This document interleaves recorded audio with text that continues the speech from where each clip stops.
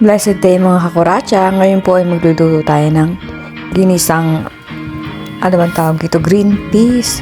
Linisin muna po natin. Frozen po siya kasi ang dami. Nilagay ko sa freezer para hindi masira. So ayan po, natanggal ko na yung mga gilid-gilid at hinihiwa-hiwa ko na yung mga sangkap, bawang, sibuyas.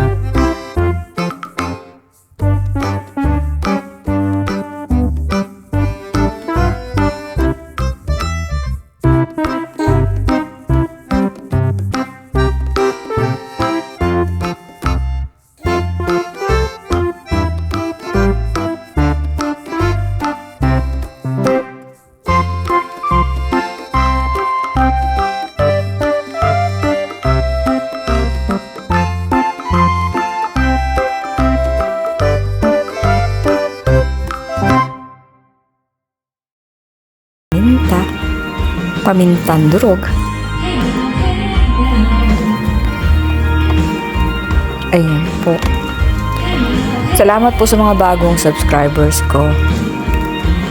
Lagyan po natin ng oyster sauce. At syempre salamat din sa mga nag-stay at saka mga nanonood. Sa family ko. Salamat po sa mga kaibigan, katrabaho.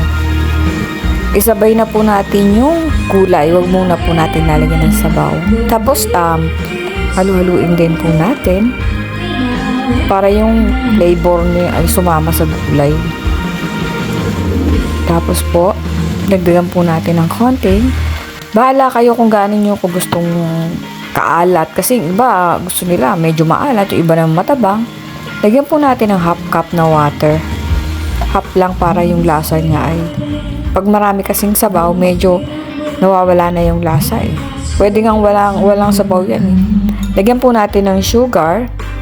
1 tablespoon na sugar.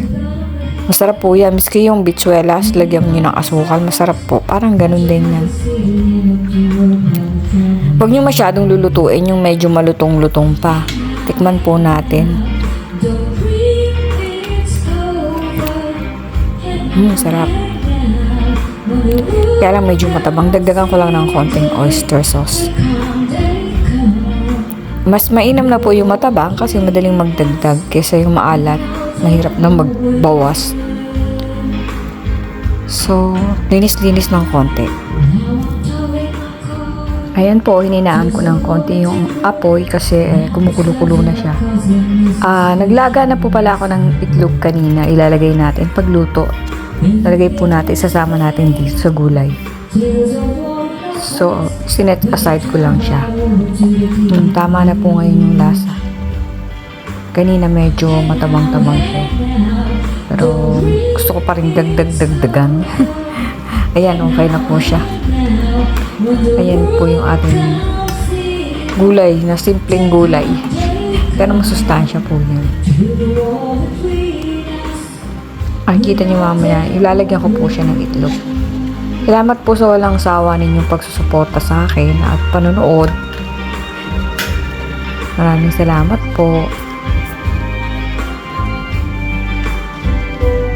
Ayan na po. Okay na siya. Ayan na po ang ating finished product. Ingat po tayong lahat. God bless us all. Like and subscribe. Ingat po mga hakuracha. I love you all.